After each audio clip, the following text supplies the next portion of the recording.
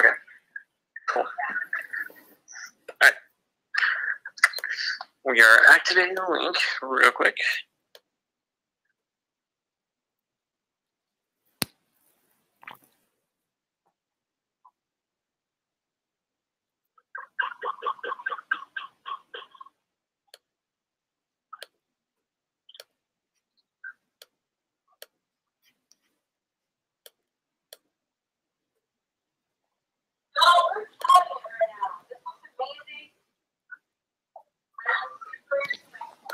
Actually, I'm saying 10 minutes, even though it's less than.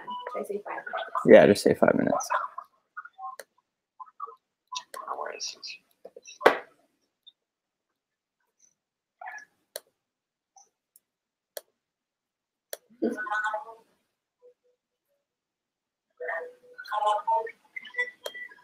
You have to approve it.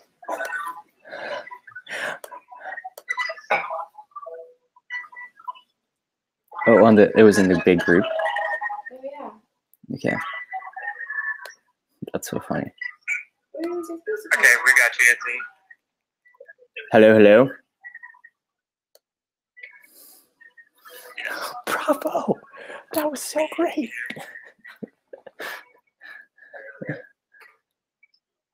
There's like a 10-second lag, but we got you. Check, check, check, check, check, check. Yeah. The lag is fine. I can hear. Okay. Yeah. All right, man. I think we're good then. I'll just turn you on when you're talking. Okay. Cool. Sweet. All right. Kill it, man. All right. You got this. Keep it up. Yeah.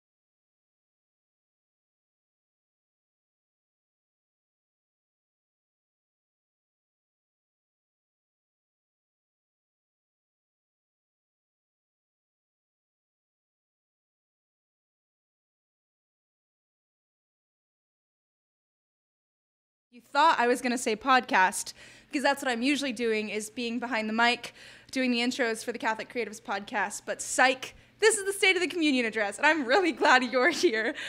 We have a ton in store for you tonight. I'll be your MC, guiding you through a lot of really, really exciting announcements. We have some encouragement for the direction of the future of Catholic Creatives.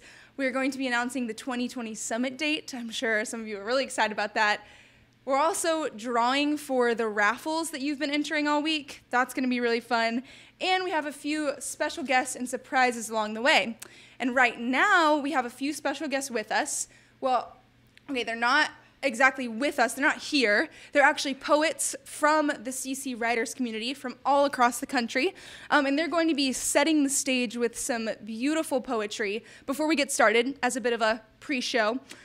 They are, like I said, from the CC writers community. Literally, we just posted on Facebook, and these incredible poets came forward to be part of this night.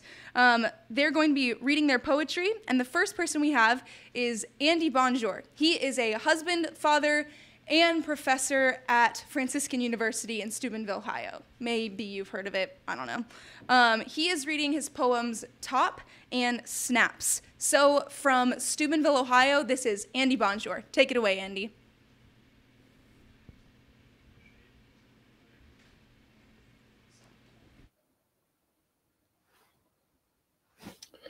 This poem is called Top. Creativity doesn't circle into its resting place, making the sound of an electric motor dying, in found friction, riveting rhythms, whirring until instability taps out. That's imagination. That's imagination downing the underspin, swirling below the equator where ideas written on toilet paper evaporate, dissolving into substanceless notings, but note, not created. Beyond imagination's instigation, playing in my head, hung from sloped shoulders but locked at the elbows, chaining self to the forearms that risked everything to tap keys into creation, making persistence, making art into existence, making ends meet and greet against resistance, against the riveting friction that yields my note, singing with yours in this short time to forever, spinning chords created as dances, freshly fueled from the top. That was called Top, and this next one is called Snaps. When I don't remember you, years from now, drinking tea on the shore of somewhere, you'll be there, and the humble, profound impact of my finger snaps, chasing your name. And that's it. Thank you.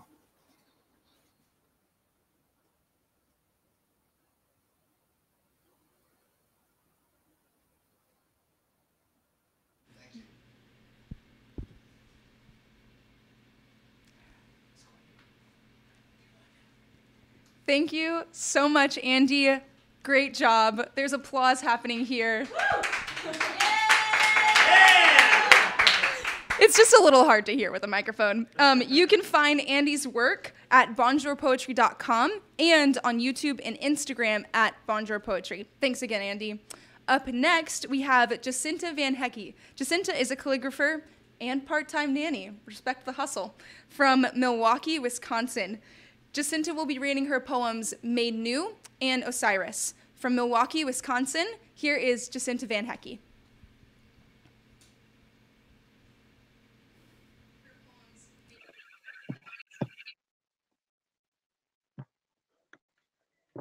This poem is called Osiris. Distant crags are gleaming in the morning. Folds of marble softness fall gently round, the poise and beauty of the craftsman's thought. A chisel scars by a flickering candle, and is told on the pages of a child's heart that she might become a woman. The nearby tower, square and solemn, and lovely in its warm gray brown, mesmerizes with the memory of others, and of the solid substance of daydreams, from which the painted land was hazy and blue. A fortress is set up around her longing, round her barbed and broken heart. Broken stones whisper of forgotten kings, in mangled heaps on windy hilltops, or scattered there below the sidewalks. Born in the stumbling stubbornness of shadows, a fossilized wound does not ache until a broken sword of stone is plunged into its fleshy depths. Rocks break blindly on one another, pounding in the darkness, splintering, screaming, hearing. It is the triumph of a little story that the words form I forgive you, and the cyclic triumph of a greater story that the sculptor is unleashed. And this one is called Made New. My words were spoken by my pacing feet. He told me crops take time and do not fret. The question throbbed out into the empty night. Was it so very needed that I be torn in two? Deep dark always reigns for that one forever moment when I could not hear the pounding of his feet upon the gravel, but I knew his hands when they guided mine as I patted down the earth and watered it with salt. His words were quiet as his strength. If the time of mending was so dear, how much more the wholeness. My hope will sprout in patches, I think, but the patches will grow. It's earlier now than it was before. The darkness of the storm clouds has swept the swift sky clean, and evening dawns in the west.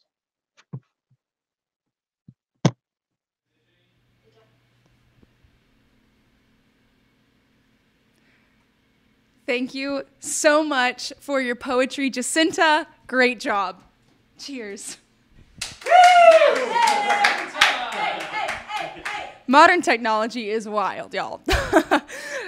Then we have, oh wait, I want to tell you where you can follow Jacinta, of course.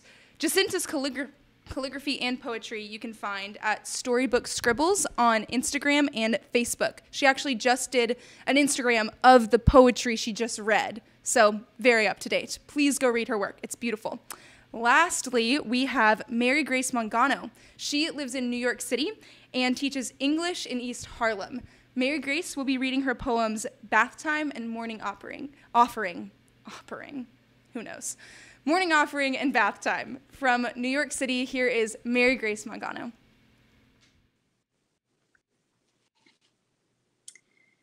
I can see myself in the bathtub if I try hard enough. 3, maybe 4, with both my sisters beside me. I'm in the middle. Always I am in the middle. Dad is there on a stool that's blue, painted with a wreath of small, precisely petaled flowers that my mom made and that's too small for his long legs, knocking the sides of the tub. He probably looks tired from the too cramped car he drove long ways to and from work. But here he was anyway, still a child himself in many ways, with a smooth face and thick, curly hair just flecking with new grays.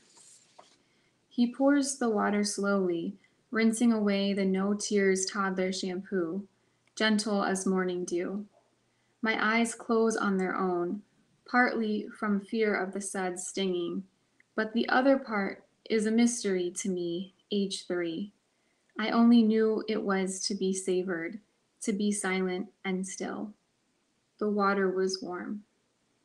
And even the moment of getting out, standing in the cold air with the water draining in a lament around my ankles, the fine hairs on my forearm freckles raising, even that was only a moment before Dad shawled the towel around my shoulders, my shivering naked body.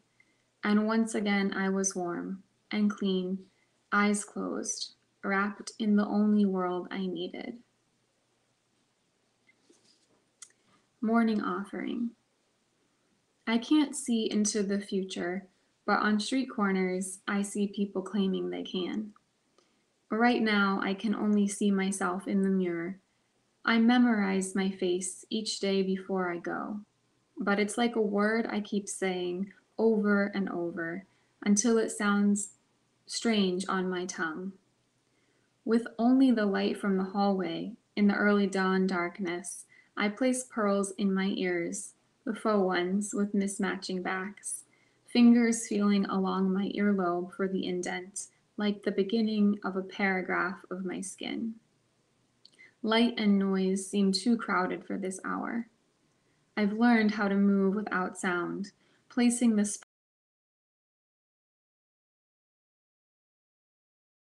and walk on tiptoe around myself, and always, just before I leave, I think, I have no idea what will happen today, or who might stare back at me in the mirror when I return. But I walk into the unfathomable day anyway, because he made me, and he made the day.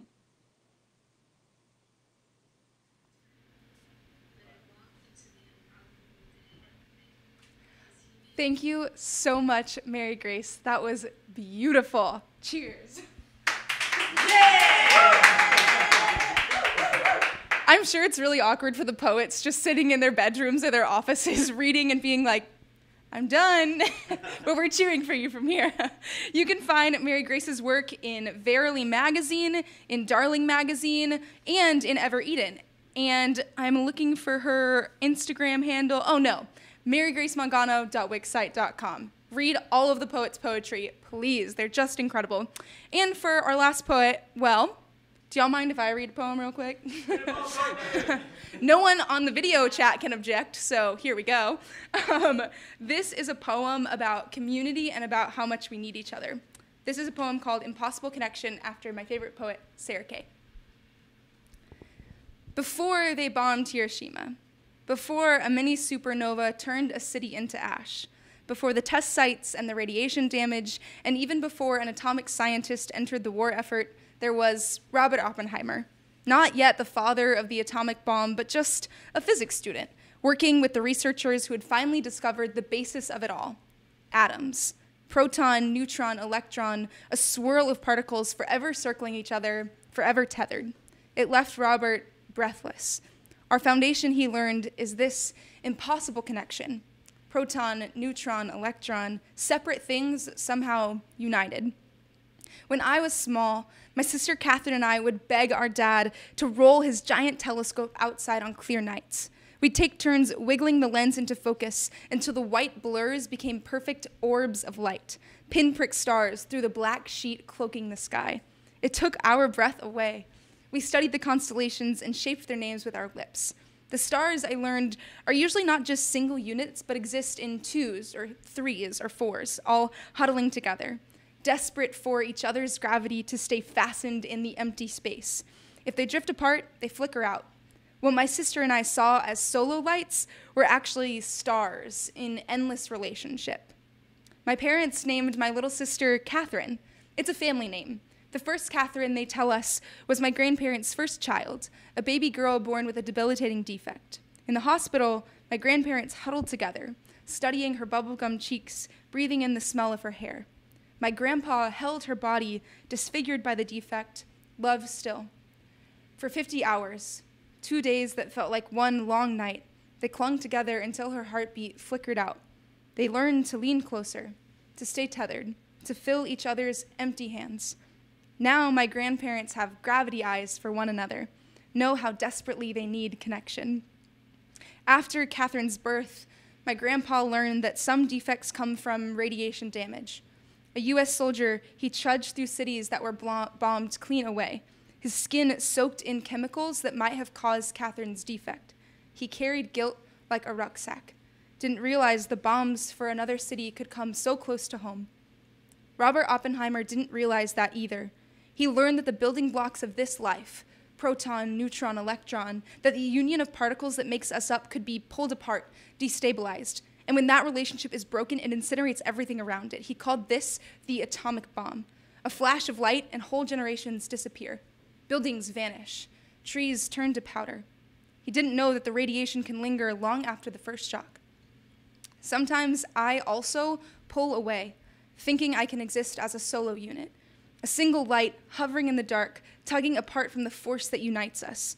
I have pushed away the hand that tries to wiggle the telescope lens with me, vanished when someone wants to trudge through the rubble by my side. I see my grandparents' eyes, the moments fastening them through this wild life, and still I hide. Still I try to carry on alone when guilt is heavy as a rucksack, when I see only my defects when the night lingers long, an electron tearing from the unit I'm made for. When I resist the fact of us, the gaps I cannot fill, the needing and the being needed, I flicker out. I kick up ashes in my wake. After the proton disconnected from the neutron and the electron tore away and the A-bomb left cities in ruins, specialists said it'd take 75 years for anything to grow from the radiation-damaged dirt, but that spring, new buds poked out of the earth. After Catherine, my grandparents filled their home with 4 new lives, one of which held me and another Catherine in her womb. And after galaxies explode and dissolve, new stars yield to each other's pull. What I'm saying is, I need you. What I'm saying is our very foundation is a connection. Proton, neutron, electron. We are made in the image of relationship, Father, Son, Spirit, separate things somehow united. What I'm saying is when everything is turning to powder around you, we will carry you to the God who brings life from the dirt. When you are up against the rubble of a disfigured world, we will trudge through together. We cannot resist the gravity of needing each other. That impossible connection, endless communion. Separate things united. We are made from it. We are made for it. We are tethered by the moments we lean closer and let the stars come into focus and watch as the night turns to day. Yeah! Hell yeah! That was so awesome, Courtney. We are so excited to get to just celebrate with you guys the impossible connection that this community has been for us and that we hope it will be for so many more people. So thank you so much for just leading us into this with that poem, Courtney. That was awesome. Thank you so much. I'm really glad because I've gotten to see this week throughout the New Renaissance Festival so many of those impossible connections, the innovation and the beauty and the excitement that comes out of those. This week is actually the 2-year anniversary of the first CC Summit back in 2017. So to celebrate, we've been partying like it's 2017 online with the CC New Renaissance Festival. Can we just recap what all has been happening at the... Yeah, we totally can do that. We had a maker's market. That was freaking cool. If it's still up, you guys can go buy stuff. It's great. You can get socks. You can get beard balm. You can get dude, so many things. It's Candles. awesome. Yeah, candles. It's great. So, and then we also had some pretty sweet blog posts. Oh, yeah. There was the one from Fiona, who's here working with us. She wrote this just heart-wrenching blog post that was really for kind of the unseen members of the community, and I really loved it. I got to get a sneak peek and help her edit it, and it was just seeing her heart poured out on the page was so good. Yeah, so good. It's beautiful. So yeah, and we've also gotten to just watch the Instagram takeovers of so many people. I think that's been my favorite part, actually, watching Allie Hoffman's hair just get bigger over the course of the day. Watching Koji suck at bowling. Dude, that guy's one of my favorite people on the internet. Seeing a little glimpse into Daniela and Alex's life. It's so cute. You guys are amazing. Marriage, it's beautiful. And then, just getting to watch Jamie and Paul Duda get some insight into their life has been so beautiful. They're such heroes to me. So, yeah, that was awesome. The digital festival thing is really cool, but honestly, I wish Koji could be in person in a suit of armor, a true Renaissance festival. That would be beautiful, I think. Cue pun about armor and Renaissance festivals. Can't do that. Boo. We just got a boo from the crowd. And the last part of the New Renaissance Festival is what you're watching right now, or maybe a little in the future, the State of the Communion Address. And you might be wondering, what the heck is the State of the Communion Address? To which I would say, same. No, I know what's happening. I'm pretty sure. It's part art show, as we saw in the beginning. Yeah. You enjoyed the poems, right? That was freaking great. Yeah. I love it. I mean, when I got to read Mary Grace's ahead of time, and I was like, she sounds like Mary Oliver a little bit. Yeah. She had that. I don't know who that is, but someone knows who Mary Oliver is. So that's just the pre-show. That's just the beginning. We have so much more in store. It's part motivational speech for the Catholic Creatives community. You and Anthony and some other really great friends of Catholic Creatives are going to be on the chat, giving updates and giving encouragement for what's happening next. We would love it if you would grab a drink. What are you drinking? I'm drinking a Godfather. It's 2 parts Scotch, 1 part Amaretto. I'm drinking LaCroix. Oh, and a Shiner. Texas. We would love it if you would grab a drink, get cozy, pull up your friends, pull up your family, and we're going to have a great night. Yeah. Cheers. Cheers. I think the first thing that we're doing the raffle drawings, yeah?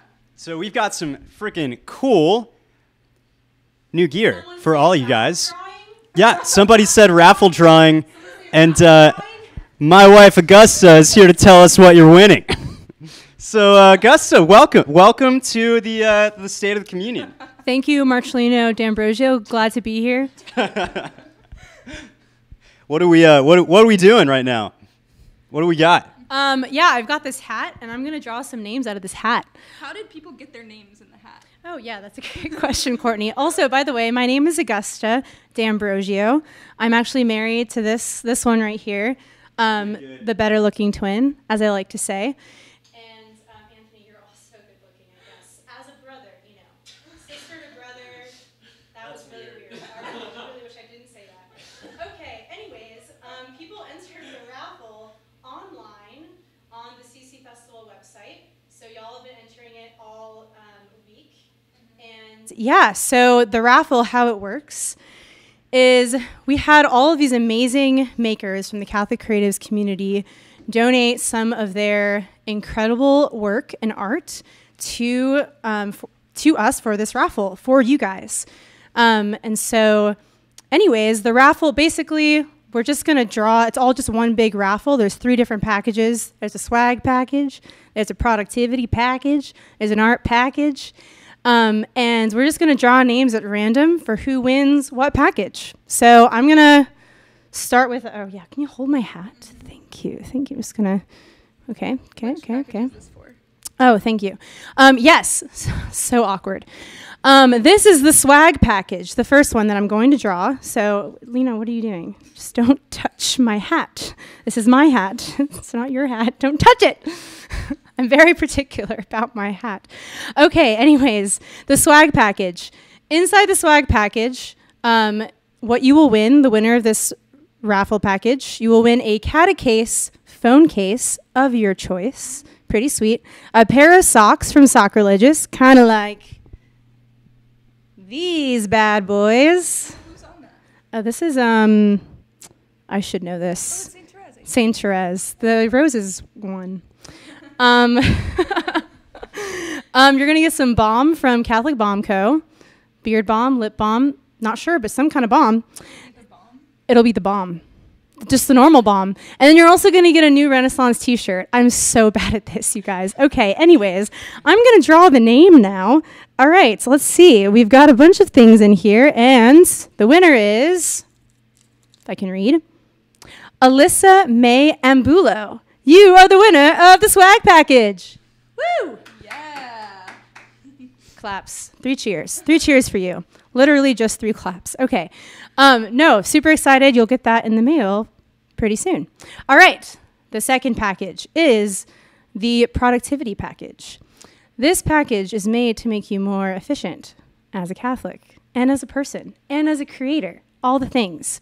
So inside of this package is a year's worth of monk manuals. What? That is a lot of monk manuals. Thank you so much, Steve Lawson, for your incredible gift. We've also got a PAL campaign tote bag. Like this. There it is. It's beautiful.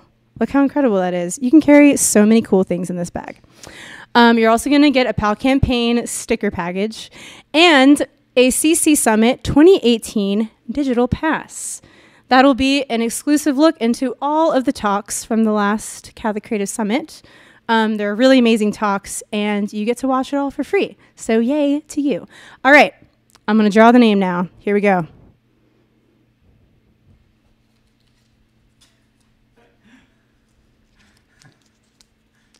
And the winner is Susan McGinnis Hardy. Congrats, Susan. Yeah. You did it. Okay. Now for the next one, the final one, the art package. This one is kind of my favorite package. No offense to the other packages. No offense to Taylor Swift. This is the favorite one for me personally, and I wish that I was winning it, but that's okay. I'll give it to you. Okay, in the artist package is one Meaningful Market Flannery O'Connor print. Very beautiful. Goes very nicely on a wall. One Be a Heart Easter paper party paper goods set. Sorry, Erica, I totally butchered that. It's beautiful though. Can I just look at this and look at that, and then look at these straws, and then look at also these cups. Like, it's incredible. And now I can throw an Easter party beautifully. Thank you for making Easter great again, Erica. Sorry, was that a bad joke? I'm getting boos from the crowd. Okay, anyways, sorry. And then you're also going to get Providential Coast soy candles. Like this, so good. And then also 2 When Beauty Met Truth 8x10 prints. A lot of stuff in here, but wait, there's more. There's also a big surprise. The winner of this raffle package gets a free ticket to the 2020 CC Summit. What? JP really wants to win this. Jamie's operating our cameras right now. Okay, here we go. Oh yeah, I missed my cue. Okay, so what I'm supposed to say next is that we want to give you a sneak peek into what the summit is all about. Some of you have been, some of you haven't been. And so for those of you who haven't, or for those of you who just want to relive the beautiful experience of the summit, we're going to play this little video for you right here of the last one we just had in 2018. Check it out. We're the people who have felt the call from God to be the creators. Our art can be made from a place that the Lord has shown us over and over and over and over again, that it doesn't have to be perfect, it just has to be His. Creativity is relational. It's an identity that God has placed on each and every one of you. Because truly, each and every one of us is an artist and has a unique mission and calling and contribution to make. The creative energy here is outflowing, and it's free and it's shared. And that, to me, that's what being a co-creator with God is about.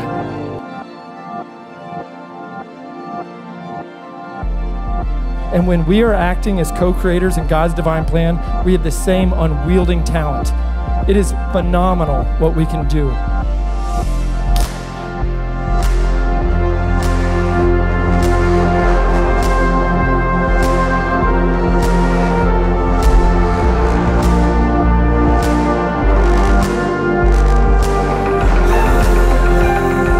The Renaissance is really marked by a spirit of optimism and hope and creativity. It's just this tremendous flourishing of that.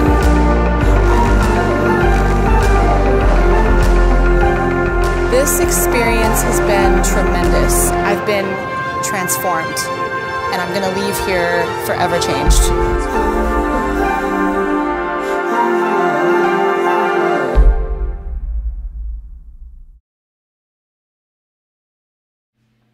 Are we live? Are we live? I'm just joking. I knew that we were live. I just wanted to be funny. Okay, that was incredible. Thank you to every single person who was a part of the summit last year, all of the speakers, all of the volunteers, all of the sponsors. There's so many of you. Thank you to everyone who made that video happen. Spirit Juice Studios, thank you for that incredible footage. And to Jonathan Weiss for editing and JP Talty for editing. Y'all are incredible. Just a quick little shout out. And yeah, I'm just so grateful for every single person. I'm just going to cry. Okay, but I'm going to instead draw the person who's going to win this package. Sorry, I just got caught on my watch. Okay, the winner of this package, the winner of the 2020 CC Summit ticket is, drumroll please,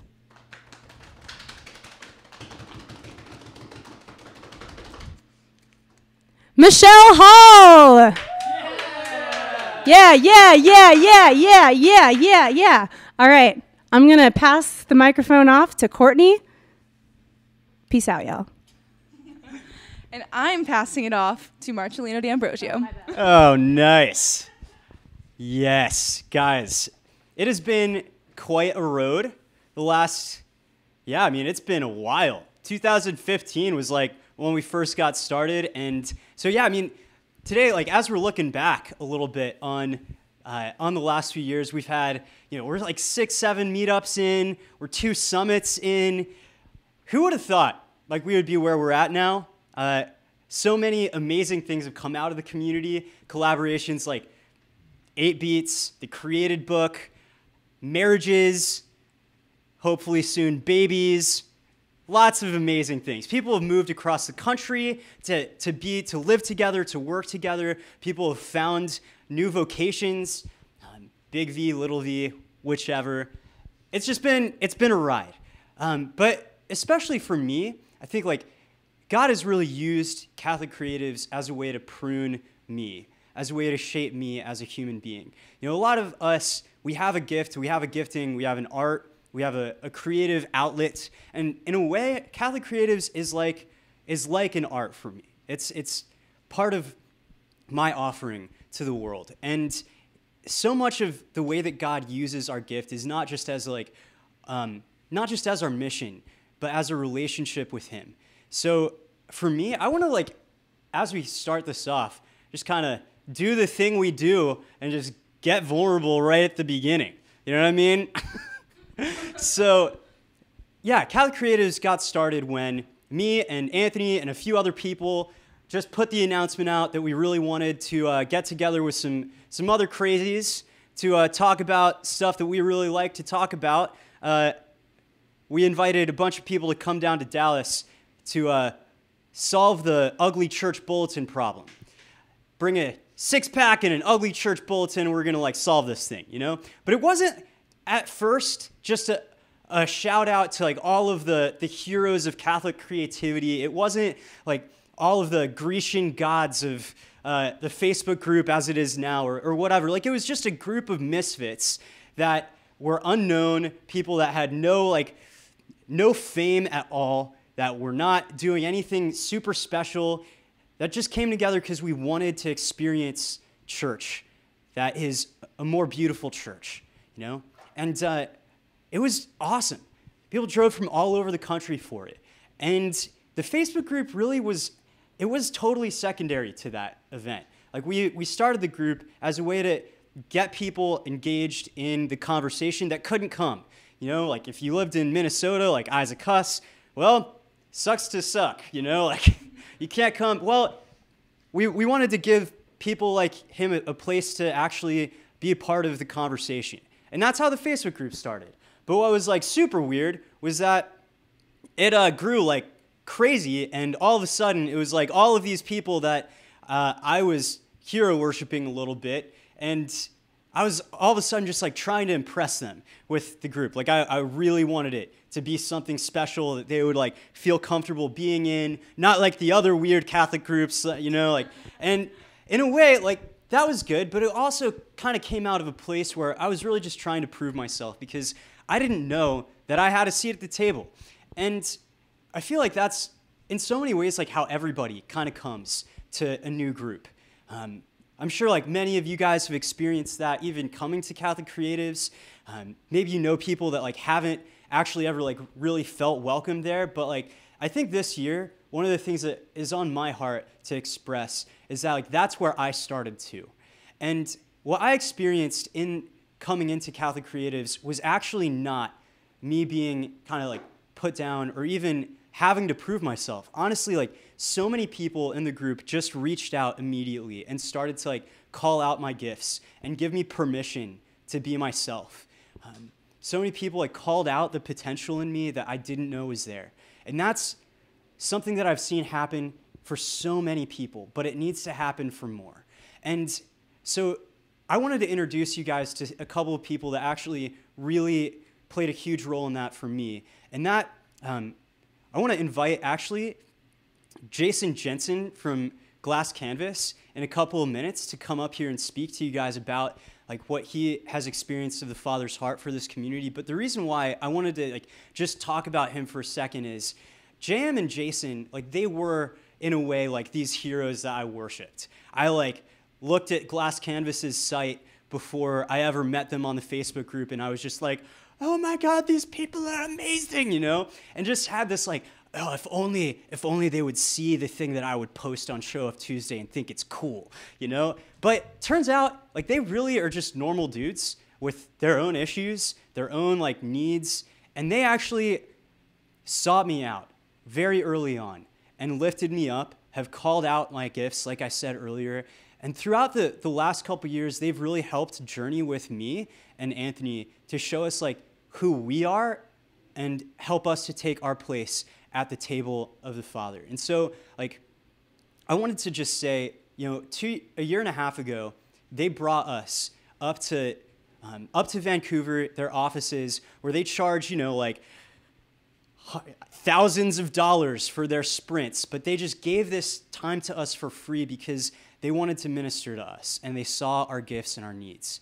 And so in that time, they helped me to see that, like, so much of the way that I had been leading Catholic Creatives had been out of this orphan spirit, this place of, like, trying to earn my place. And they helped me to see that, like, I have a place that I don't have to earn.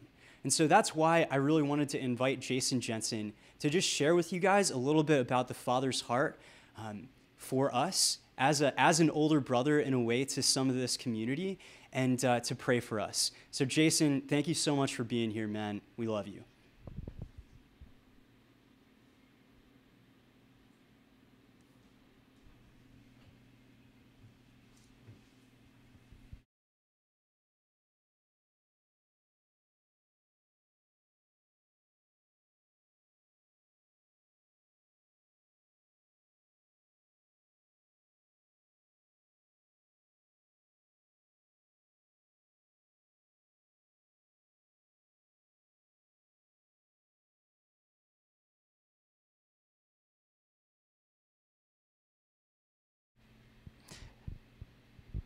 So yeah, I mean, sounds like the audio is not working out too well there. I'm just gonna brag on them for another second. So this is how this thing went down. I know some of you guys have heard some of the story, but I'm just gonna go a little bit into it for those of you guys that haven't. But, like, we were carrying this really intense burden over the last couple of years. Like, Catholic Creatives, honestly, guys, it takes a lot of work to run this thing. Really, there's a lot of people that are invested, that have put tons of time and effort in. And Anthony and I, like, we were putting in, like, maybe 15, 20 hours a week of totally unpaid work, had no idea where it was going, and we just really needed help with it. Jason?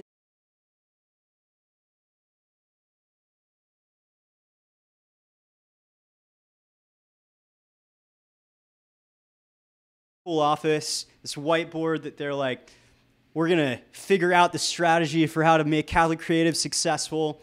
And Jason just immediately walks in, you know, kind of like, all right, now we're here.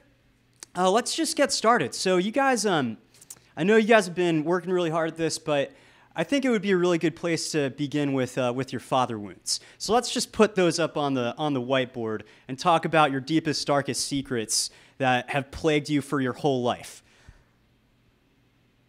Yeah, it was definitely not expected. Casual beginning. But over the course of that time,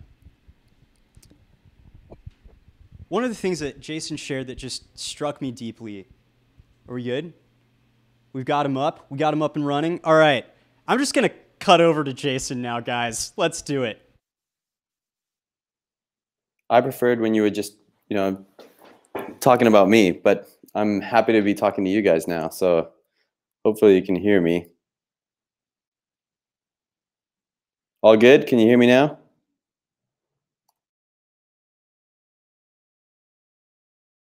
Okay. So I wanted to start talking about a story. You know, we're all storytellers, creatives here, and I want to tell a story about what the Father started speaking to me in my life probably a few years ago. It's probably been 2.5 years, and my wife, she's sitting in bed one night, and she says, her name's Miriam, and she says, you know, I think I got a picture from you from God.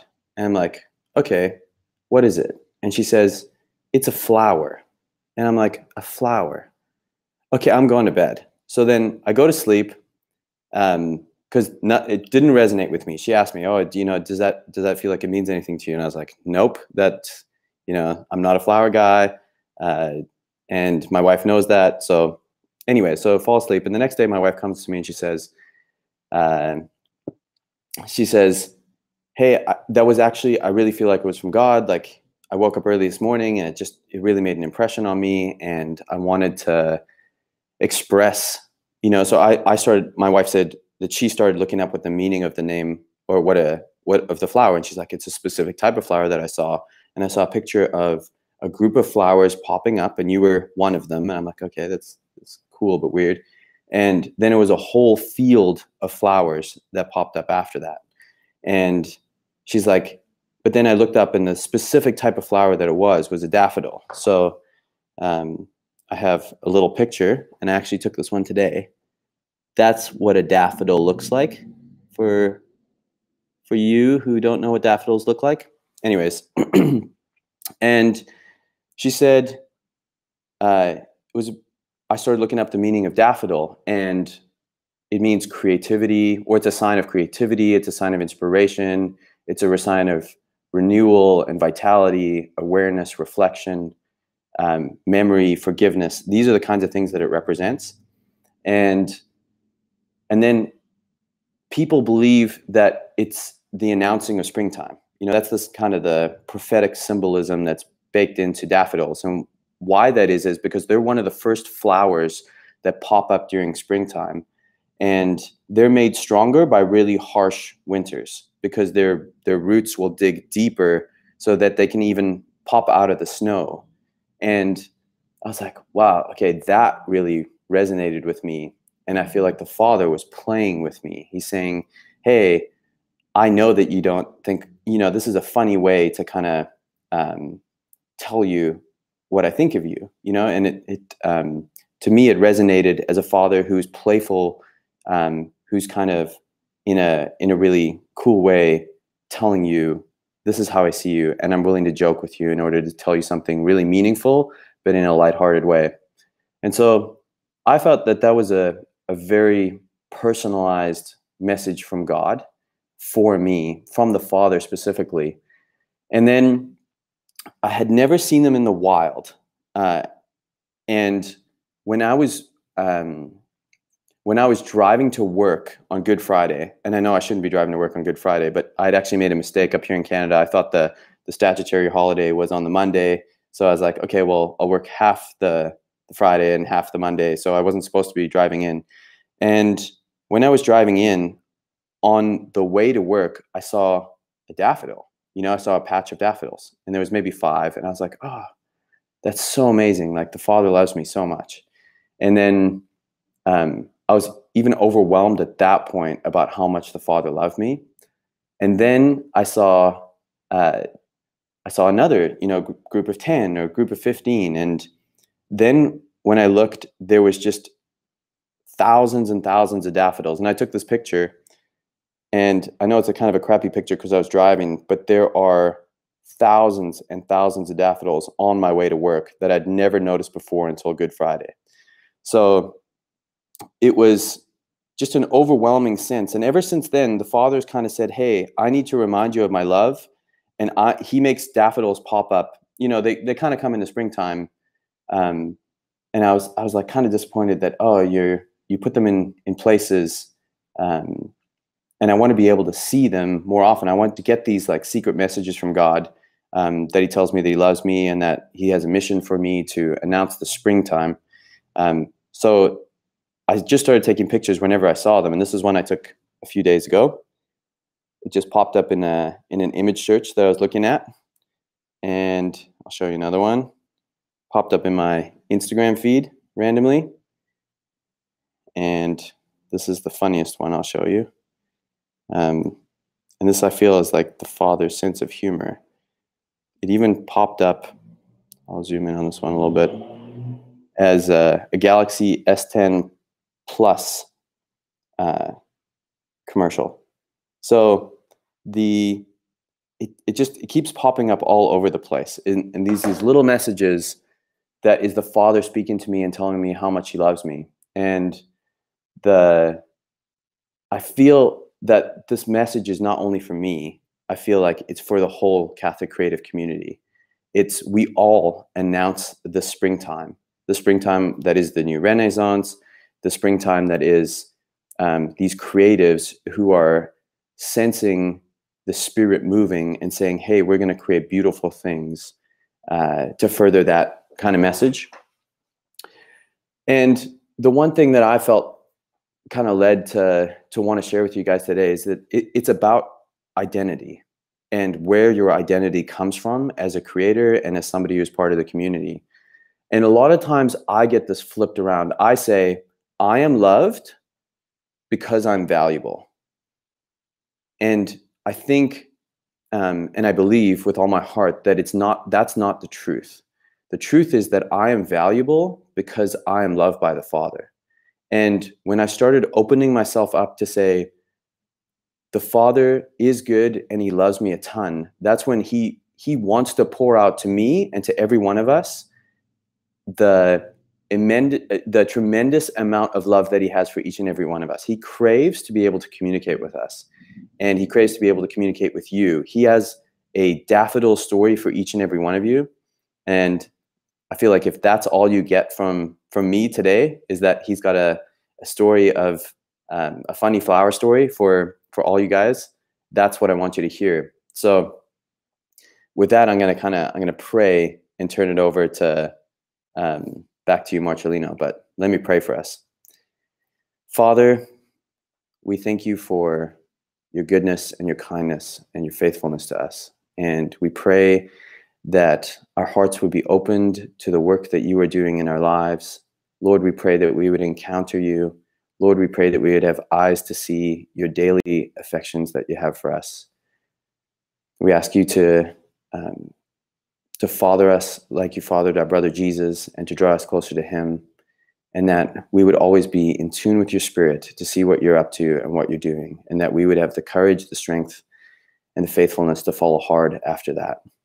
And I pray that for each and every one of us in this community. And we ask you that as siblings, we can do your work. And we praise you and we thank you. In the holy, precious name of Jesus, we pray all these things. In the name of the Father, Son, and Holy Spirit. Amen.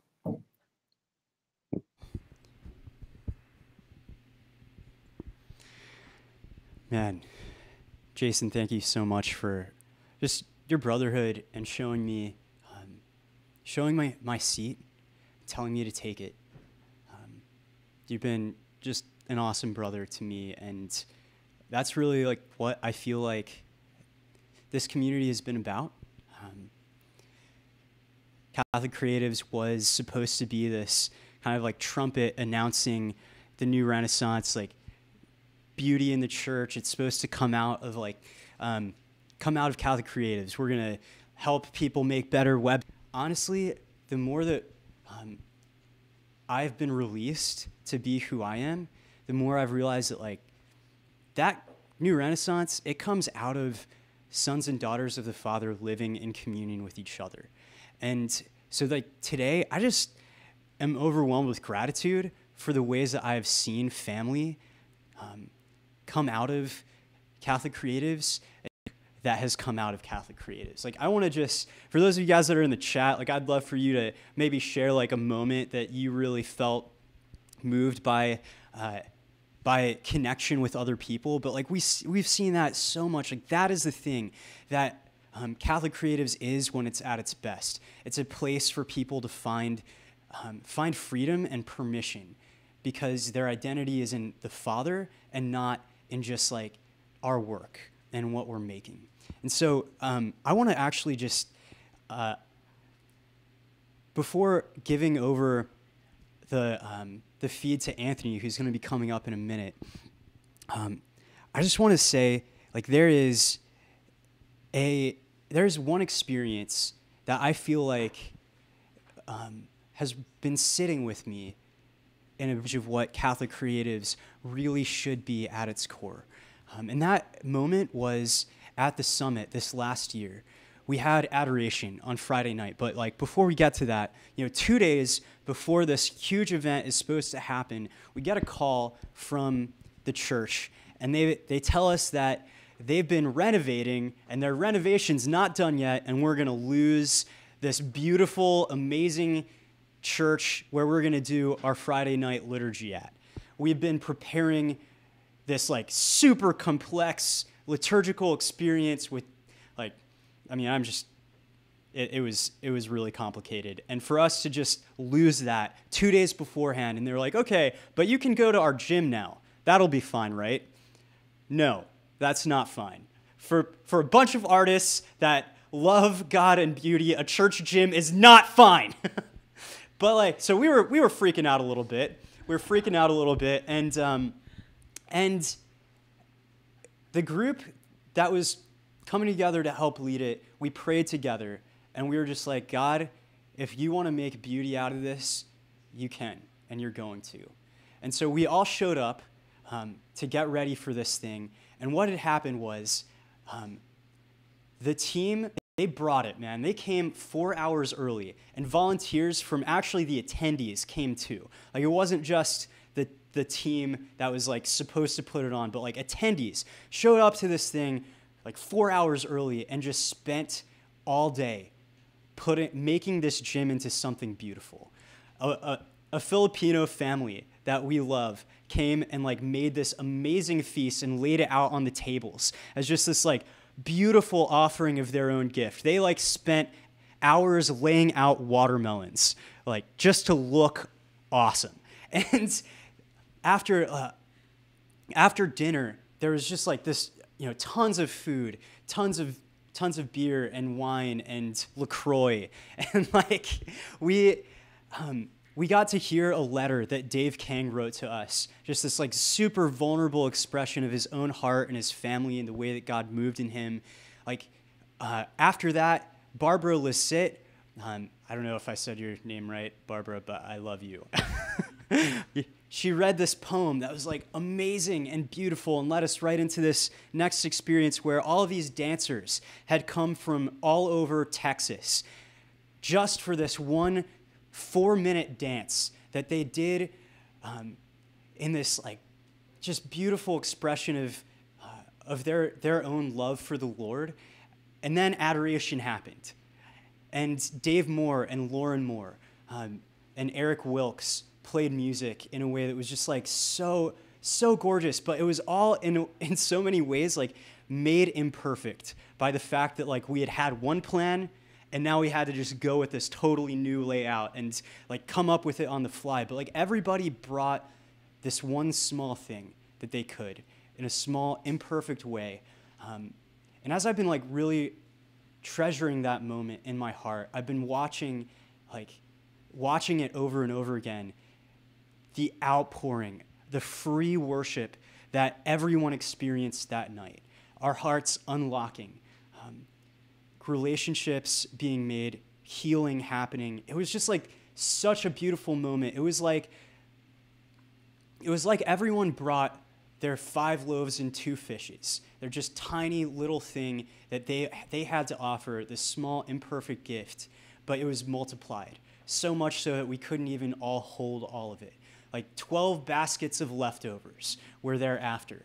And I feel like that is what Catholic Creatives is supposed to be at its core. Not like a bunch of people competing for the spotlight or trying to find their way into a community, but everybody just coming to give the one thing that they can give. And so that takes a lot of courage. It takes a lot of vulnerability. And Anthony is going to practice that, as he always does. And so I'm just going to let Anthony kind of share some of his heart for where this community is going to go in the next year, just as an expression of poetry, because that's what he does. So Anthony, I'm going to hand it over to you now. I'm live. It is really awesome to see myself responding live like a minute after I talk. I'm going to move over here. Okay. Thank you, Marcelino, and thank you everybody in the chat for entertaining me and Claire with incredible humor. One of the things that I've just been that's been stewing in me as like the poems have come out and as I've meditated on like what it is that that we're called to be together as a community has been that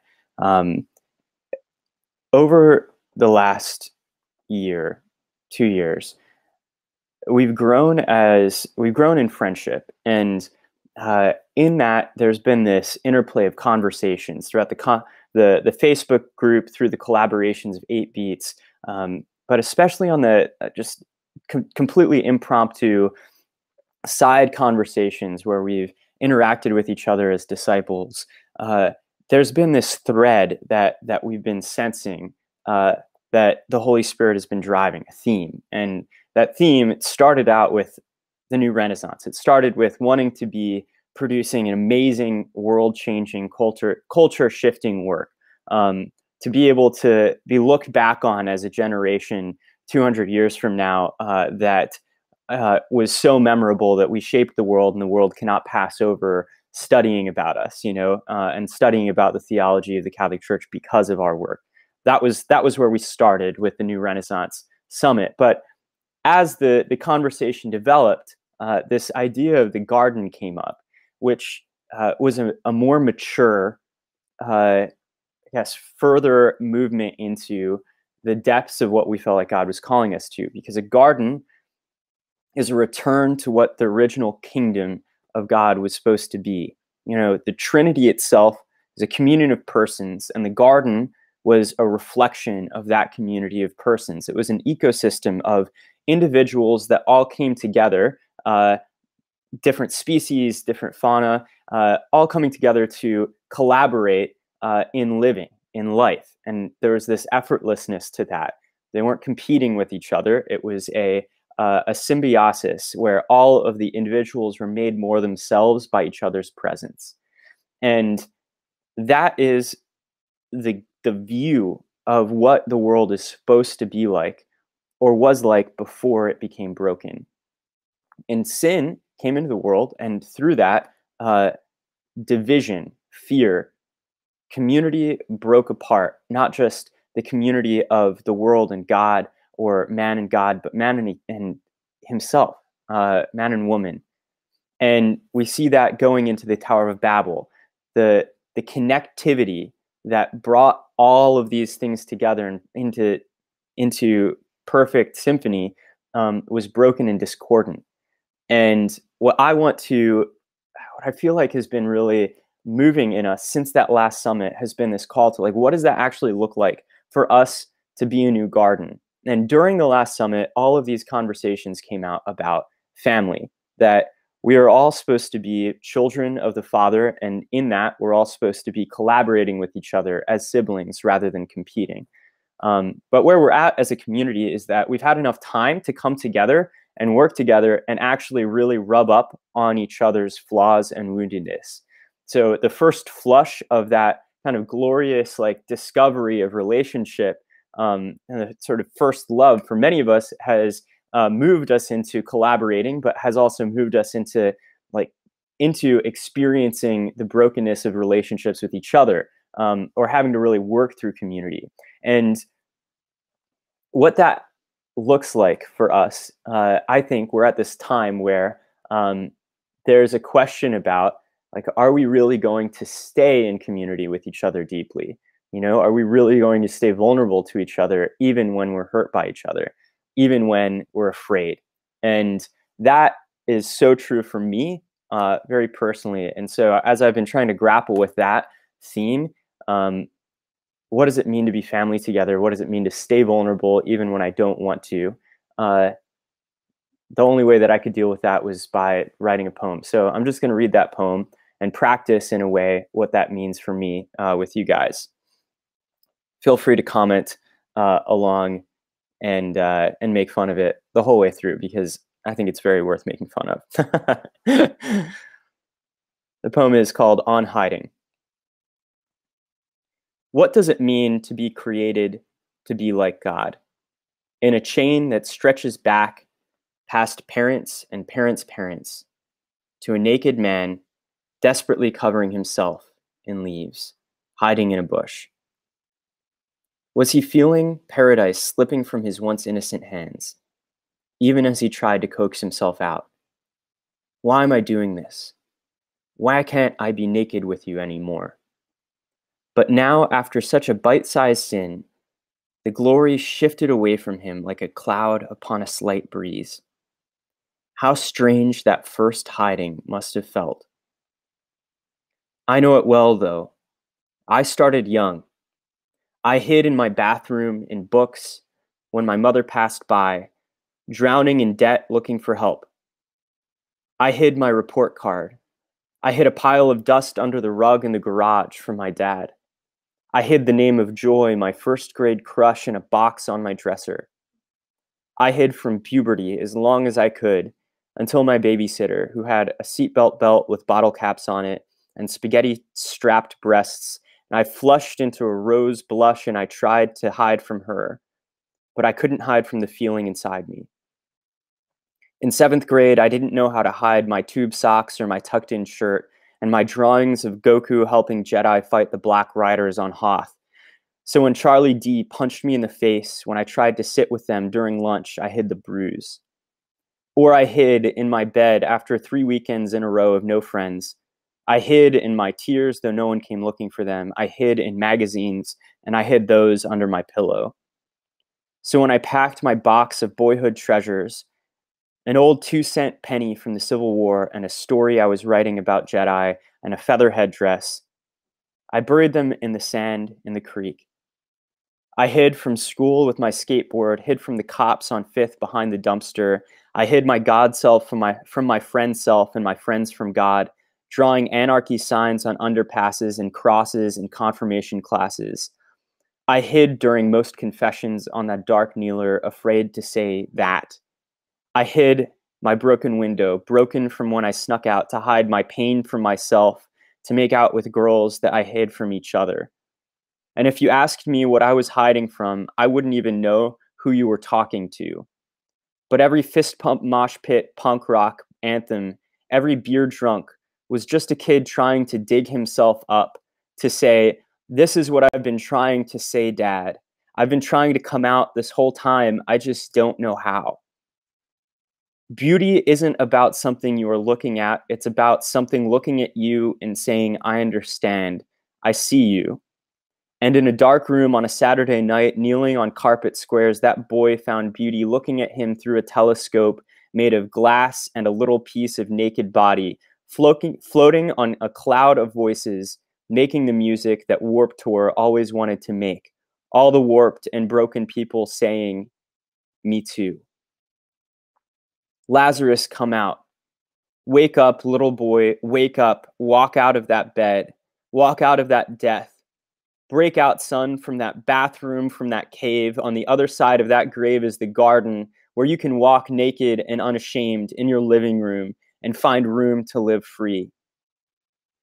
And if you ask that boy, what does it mean to be like God? He'll tell you it means to learn to come out, to seek instead of hide, to put down your leaves of fear and to make your tenderest dreams public, to let your heart streak naked into the forum, writing poetry instead of reports to show the world that you don't have to hide in your bathroom because your whole family is passing by.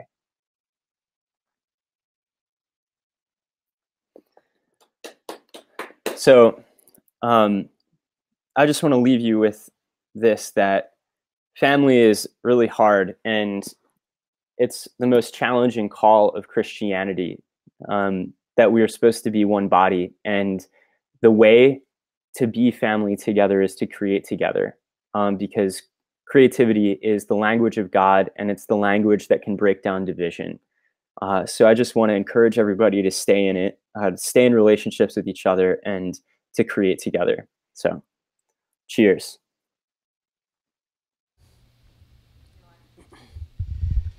I'm so proud of you, Anthony. As God has used this community to shape me, he's used it to shape Anthony. And more, I've seen him coming out of his own hiding in the relationships that he's had with you guys. When we both started this, like, both of us were just trying so hard to earn everyone's approval and earn our own belonging, and in so many ways, like, both of us would, like, just try to create a place that was, I know both of us would get triggered when we saw people's art that we didn't feel like was up to snuff or whatever on Show Off Tuesday, because we felt like the people we really wanted to approve of us might like ditch the group because it wasn't professional enough, or we would try to just present the parts of ourselves that we felt most expressed like what people wanted to see. And with Anthony, that's even been like just in his own way, like he's been really good at that, like curating himself and hiding the parts of himself that like he doesn't think that other people might resonate with or want. And I've just watched him come out at every meetup that he's been, at every, at the summits, in the blogs, like start to show himself to the community, and watching you guys embrace him and watching the healing that's led to in his life. Anthony is a softer heart because of this, because of you guys. And he's a better brother and a better friend and a better leader because of his relationships with you. But so many other people in this group have grown because of this community and their relationships that have come out of it too. I mean, I just want to say thank you to Emma Moran. Watching the process of you starting Creatives on Fire and joining with other people that you met through the summit and through the community, and just turning that thing into something amazing. I've just loved watching you grow as a leader through the relationships that we've gotten to have. You blessed Catholic Creatives, and I'm super proud of you. I'm super proud of Christopher Quinn. Most of you guys probably have no idea who that dude is, but for you, bro, I've seen you since that first one thing that we got to hang out together at, where you were just, your heart was broken and you were just struggling a lot to find your place. Dude, you have found your place. You are becoming a leader, and I'm watching that happen, and I'm proud of you, man. There's so many people that I would love to just point to, like Jacob Popchik. Dude, watching you come and show up, even though you feel a lot of times insecure or less than, but just choosing to be present anyway. Dude, you are a brother to me, and I love that. So many of us have experienced growth through the relationships that we've had with each other, the pruning, the love, the affirmation. It's those things cause us to be great. They do. And for me, watching Anthony, speak that poem, he's talking about coming out of hiding into the family room. I remember, after seminary, or after my band broke up and going to seminary, I didn't have anything to write for anymore. I had no place for my gift to be received. I was just really broken, and I wrote music out of that brokenness. I would go up into this side resonant stairwell and be on this massive trash can and write music on a guitar, and I had no idea what it was for. All I knew at that moment was it was a balm for my own soul, and that I needed it. And that Christmas, when I went home, I sat down and I actually showed my siblings that music that I had written. And it was actually really getting naked with them in the living room. That's what was happening. I was showing them my deepest wounds and my needs and my own heart, and they responded not by shutting me down or making fun of it, but by joining in.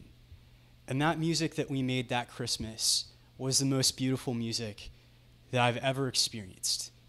In all of the shows that I've been to, in all of the moments of glory where I've gotten to be on stage and see people singing my lyrics, nothing compared to sitting in my family room and playing music with my siblings. That is the image that I feel like God has given me for this community and has shown me for us, is that we bring our little loaf, our little fish to each other as siblings. Not to compete, not hiding behind them like, hey, look at my little fish. It's so awesome, isn't it? Like, just giving it to each other, because that's like the only thing that we have to give. Out of our wounds, out of our brokenness, out of making them for the living room, not for the stage. So this year's theme for the summit for this year is going to be a new family. And I know for a lot of us, like, a new family is like going to be a hard theme to engage in. I have an awesome family, but it's broken too, you know? And even the ways that we've heard that name like thrown around, that word thrown around, like join our parish family, the family of God, you know, like in the songs that make absolutely no sense that we sing in church sometimes. Like that, like it's empty, it's vacuous, it's meaningless, and like even in me there's a revulsion when I hear a company be like, join our family, you know? I'm like, that's bullshit. Like, you don't actually live family. But like, so in a way, when I felt like this is what God was trying to have us share, I was like, that's Saturday. Maybe there's a different form of that word we could use, you know, because it's hard. Family is super hard. It's both the place where like, you know, we can let our hair down and people see us without our makeup and like can enjoy us date at 2 a.m. The jokes, the traditions that come out of family are amazing. The work that comes out of family is amazing. But also, like, it's a place where our deepest wounds lie. And I feel like that's what God wanted when he started the church. He wanted a family. He didn't want an institution. And that's what our hearts so much have been crying out for. When I look at, like, all of the feeding out for, it's family. It's community. It's not just like digital, seeing each other's stuff, having a couple comments, sometimes interactions on the PM. It's like, I want to sit down at a table with you and know you and be known by you. That's what like our hearts are crying out for. I know it is. That's the thing. That's what we have tasted at like, you know, the Steubenville conferences or the retreats or the young adult groups or whatever, those moments that have like set us free to be ourselves, those moments that have like caused us to still be here and still be Catholic, even though like most of the time it sucks. Like that's what we're hungry for.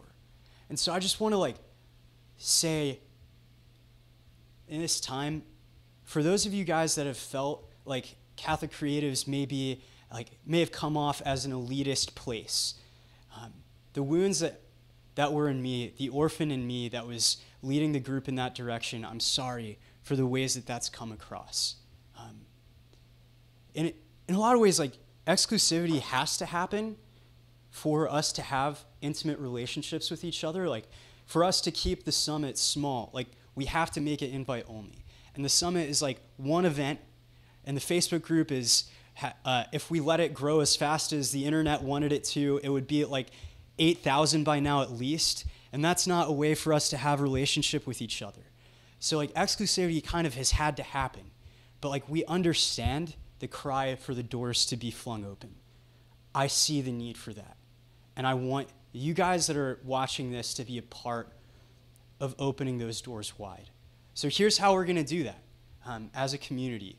We're going to set the table for each other through opening up resources for all of you to start super small and just invite each other over to dinner. So we've launched a brand called CC Events, or I don't know, whatever. This resource that you can go on our website and like sign up for, that we're going to be helping you guys with resources, and even in some cases, like we'll be partnering with you guys to do this, but to like just have dinner parties, just one. Or if you're really like ready to do this, to put on a Catholic Creatives meetup. It's like maybe 40 people or 50 people or something gathering at a coffee shop or a co-working space or parish hall.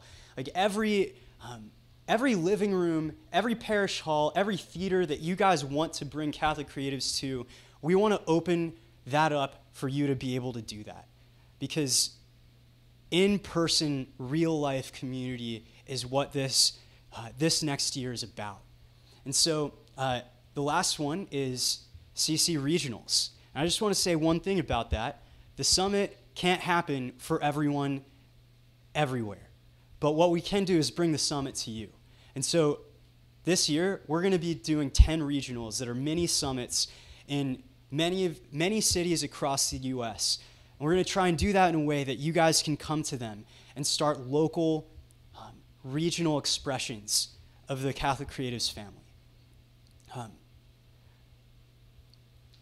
All of this, I think, really just comes out of the place in my heart of knowing now in a way that I have a place and that the Father loves me, that He's given me a voice, and He's given me to love me or like me anymore.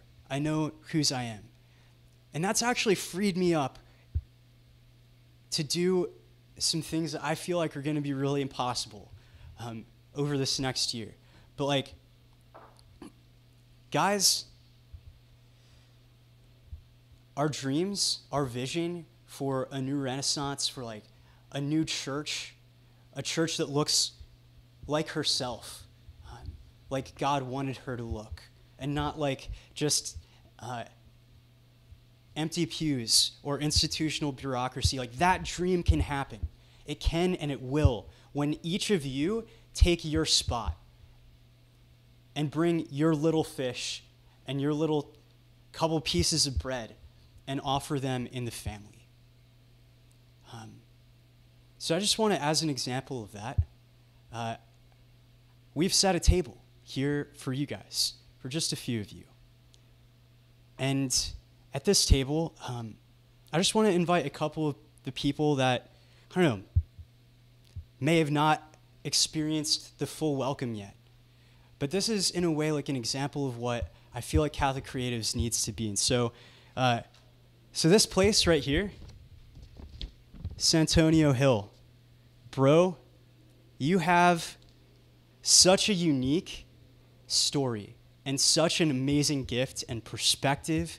Your dreams are important, bro. Your vision matters, and we need you. We need your voice, bro. So this is your seat. I want you to take your seat. Nobody else can take it. It's empty until it's yours.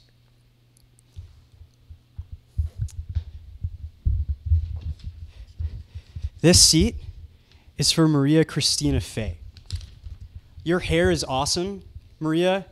You have such a weird and awesome personality that I've seen just like looking at your Facebook profile. I know like you posted on Show Off Tuesday last week and it was freaking awesome. Everything you're doing is great. Keep being weird and bringing a humanness to the pro-life movement that's so awesome. This is your place. Only you can take this spot. I'm going to butcher your name, Rebecca. Rebecca Gerzinska. This is your spot. You just got added as a member of the group. You're new, but your art is amazing. I just want to welcome you. This is you right here.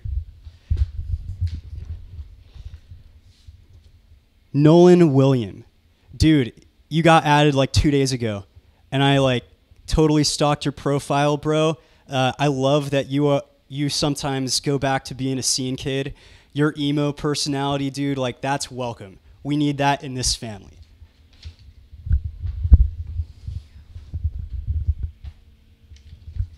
This spot, dude, this is for Bradley Santos.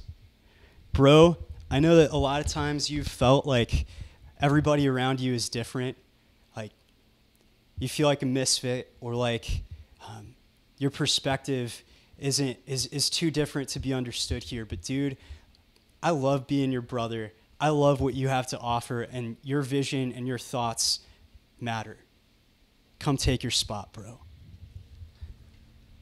The last person that I want to invite to take place just inspires me in so many ways. As a mother, as a creator, as someone who in the church, Jill Simmons. Just love you as a sister, and I want to welcome you to take your spot in the community as a leader. You have so much to offer, and I'm so grateful to you for everything that you've brought to this movement. So just to close this out, I want to invite Augusta to come up and just like share some words with us as a way to end this this time of looking forward. Words. Thank you for being my husband and for everything that you are. I'm so grateful for you. And you have just been such a stronghold and strength for so many people. And something I love about you is how ready you are to encourage and lift other people up. And you do that with me in our marriage. Sometimes it's tough. Marriage is not the easiest thing. But it's beautiful. And out of, so much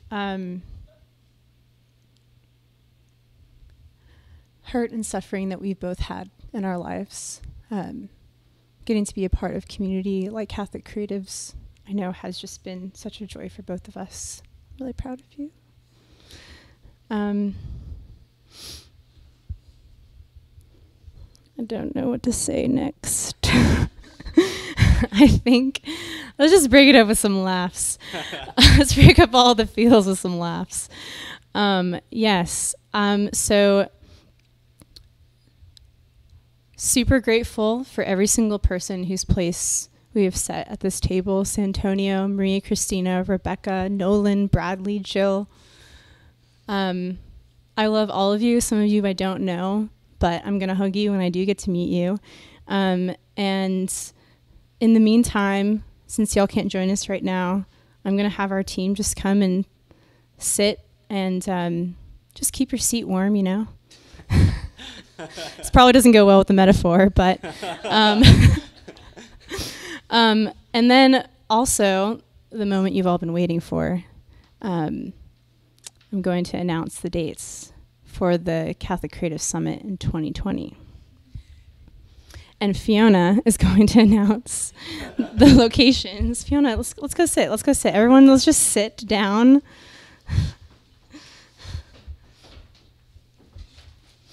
Okay.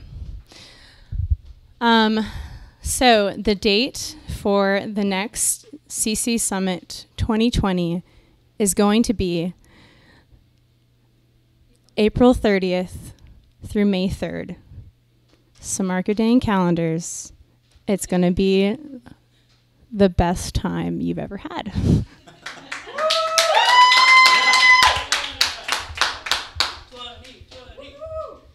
So, I want to toast, Augusta and I's family toast as we end this as a community. No, we're not ending yet. Oh, yeah. We got regionals. Yeah. We'll toast later then. 7 regionals. All right, Fiona's going to announce these. Go. Hi, y'all. You don't know me, and that's okay. I still belong here. You can read a blog post I wrote. It's on the blog. I'm famous. I just want to announce I'm helping coordinate the regionals for this year, and I truly believe that this is going to be a moment that we as a community come alive in a new way. And I want to invite you to go to a regional locally, and I want to invite you to host something else, host a dinner, host a meetup if there's no regional in your area. We're taking this community personal this year. So spring 2019, we're going to be going to South Bend, Indiana. We're super excited to work with some of the best out there. We'll send you more details about that soon. Summer 2019, we have 3 regionals. We're going to do Denver, Detroit. I'll see you there. And LA. Fall 2019, we want to announce Dallas. The big D. Philadelphia. And last and probably least, because of the city that it is the home of my alma mater. We're going to be going to Steubenville, Ohio. It's the armpit of Ohio, but creativity can grow even there, and we believe in you, Steubenville. So it thrives. It thrives there. So, Lino, if you could just close us out with a toast. Anthony would like to say a word or two. Anthony wants to jump back on, which I have to go do because we're professionals. Excuse me.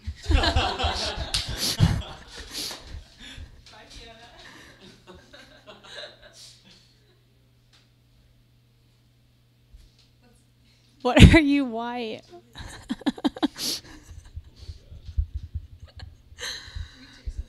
Yeah, can we break? Hey guys, so we were gonna have Jason Shanks jump on. Jason Shanks was going to be our mystery guest number 2, but unfortunately, because of technical difficulties that he had and that one of his kids stole his headphones, he is not able to join on the call. So what I wanted to do, though, was to just announce something that is probably the most exciting news that I wanted to give all of you today, which is that in the past, our meetups have been, and our sprints and our ecosystem, I guess, is built around coming together to work on these creative problems that we are focusing on. And so we'll come together around a design sprint, and we will we'll basically we'll enter into the problem, figure it out, and then there's all of these ideas that come out of it. And these ideas are currently, they don't have any place to go because there's no funding or there's no way to really put them together. But we also have grown in relationship with some amazing people out at OSV who have seen the innovation that's taking place in our community. And so at each one of these regionals, we've been posing these design problems to you guys, and everybody comes together around having fun to collaborate to figure out how to solve the design problem, like the bulletin issue or whatever.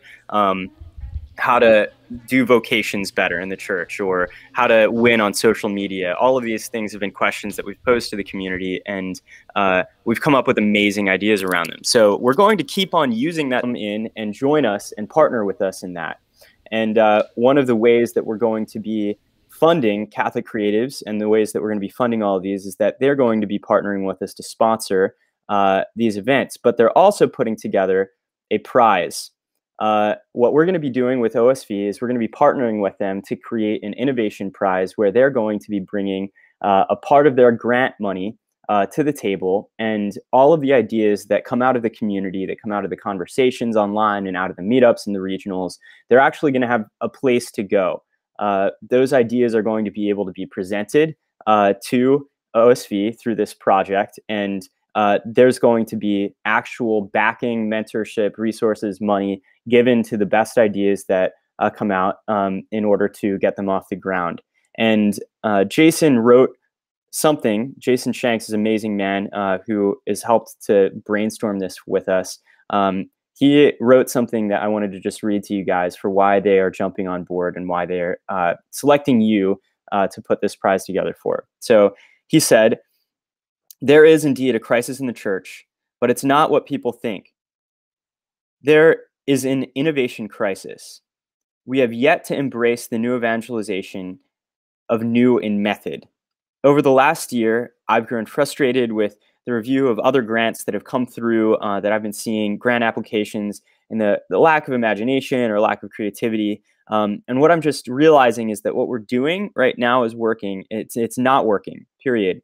And yet I'm getting more and more excited about what I've been seeing developing in this community. So when I thought I want to do something bold, I want to do something big, and I want to really get to the heart of where innovation is happening in the church, I thought of you and your community, Catholic Creatives. Because of you guys, we're creating the OSV Innovation Prize, and we're setting aside 300 areas. Now, if we like the ideas that come out and we really want to invest more, we can and will. But we really want to spur new ideas that will make an impact, and we really want to let you all know that you're not alone, that we see you, and that we want to help you. Next summit, think Shark Tank for Catholic innovation. I hope that we have more investors, and if you have big ideas, Let's go. The time is now. So that's it. Jason wanted to just let you all know in ending that he cares about you, wants to get to know all of you, and that this year is going to be an amazing, epic springtime for the church. So cheers, everybody. Let's get ideating.